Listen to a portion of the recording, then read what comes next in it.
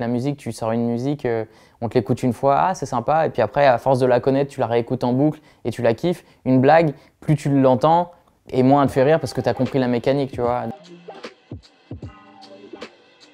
Ça va et toi? Humoriste, auteur, réalisateur, comédien. Ça va? Je suis en écriture sur un long métrage, une émission, et j'écris aussi le prochain spectacle que je teste en ce moment par petits bouts, souvent au Madame Sarfati. J'ai grandi au Havre, j'ai fait des études jusqu'en Master 2. C'était un prétexte pour venir sur Paris, les études. Et le soir, après mes cours, je montais sur scène, dans des scènes ouvertes où je faisais 5 minutes, où on n'était pas payé, où il y avait une cloche quand on dépassait le temps. C'était un vrai bonheur. Et au fur et à mesure, tu commences à avoir des passages qui fonctionnent. Tu les mets de côté, tu avances et puis après tu as un spectacle. Et quand ton spectacle commence à marcher sur des plateaux, tu rencontres d'autres gens qui te demandent si tu veux pas écrire sur certains projets. Donc j'ai commencé à bosser avec Norman. Je suis rentré chez Golden Moustache. Dans les restos, j'essaie de venir avec mes propres Tupperware. Comme ça, ils me filent pas une boîte à utilisation unique et que je jette après et qui pollue. C'est pas encore un automatisme, mais j'essaie d'y penser. Ouais. En général, je le mange sur place, mais ouais, sinon, ouais, faut que je fasse ça. Ouais. Les gars sont pas prêts. Chef, mets-moi ça là-dedans. Et il te met la sauce. J'aurais envie de te dire spontanément l'humour communautaire. L'idée, c'est de faire de l'humour pour rallier les gens. Il y a toujours un humour où tu as des références et que si tu n'as pas la référence, tu comprends pas la vanne. Ouais, je suis un rebeu qui fait des vannes pour les rebeux, je trouve ça naze. Je trouve que tes vannes, elles doivent parler à tout le monde. Voilà. Les vannes de faute de français, c'est dépassé. Moi, ce que je vise, c'est un humour, j'allais dire humain, dans le sens où quand tu racontes une anecdote, tu as besoin d'empathie, tu as besoin juste de te mettre à la place de l'autre. Tu as juste besoin de te dire, mince, dans cette situation, comment j'aurais réagi moi? Et là, l'étape du dessus, qui est pour moi plus difficile, c'est de raconter une anecdote qui sert un propos. Alors jusqu'ici, ça servait juste des messages. Là, j'ai envie que ce soit relié aussi à des concepts d'actualité, politique, etc. pour que ce soit encore plus engagé.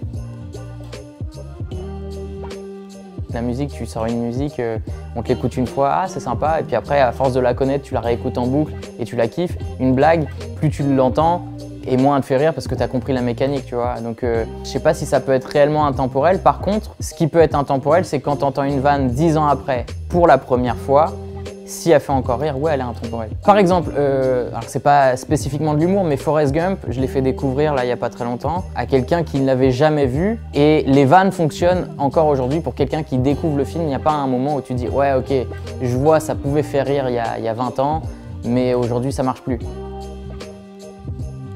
Les œufs au plat, un truc tout con. Les œufs au plat avec du pain, en fait, j'adorais tremper mon pain. Et les œufs à la coque aussi, j'adorais tremper mon pain, ça me ramène en enfance. Ace Ventura. Ace Ventura, quand tu le regardes quand t'es gamin, tu rigoles, etc. Je l'ai revu cette année et je me dis ah ouais merde, ça va pas. Le fait que le méchant en fait ce soit une femme trans et que le mec ait envie de vomir, etc. Enfin, il y a plein de vannes où tu te dis ah ouais c'est dommage. Voilà. Surtout quand c'est un film qui est pour les gosses quoi. Et tu te rends pas compte, mais quand tu le regardes gamin, il y a plein de vannes qui sont vraiment orientées cul, etc. et tu les comprends pas. Et quand tu le regardes plus grand, tu fais ah oui non mais en fait ouais c'est pas si ouf que ça Ace Ventura quoi. Si je devais arrêter vraiment toutes les activités que je fais aujourd'hui, soit j'irais dans un truc qui a du sens, genre une association pour défendre les gens dans le besoin, ou alors une association sportive, ou un truc écologique, ou alors j'aurais ma propre affaire, je retournerais au Havre, alors du coup plus besoin de vivre à Paris, il n'y a pas d'intérêt quoi. Dans le monde, je pense que ça doit se compter en centaines de millions de tonnes, je sais pas, 200 millions de tonnes. Ouais, c'est ce que j'ai dit, mais je l'ai mal éplé, mais c'était ça que je voulais dire. Parce que j'articule mal, c'est tout. Ouais, DiCaprio sera toujours excellent. Dans d'autres registres, j'adorais Bruce Willis. Typiquement, c'est un film que tu peux recycler. Die Hard, tu peux le revoir un nombre de fois incalculable, ça fonctionne très très bien. Ah, Robin Williams, voilà. Robin Williams, voilà. Voilà, lui, voilà. Robin Williams, je crois que tu peux voir tous ses films, ça fonctionnera toujours. Le miel, parce que ça peut pas se perdre. Robin Williams.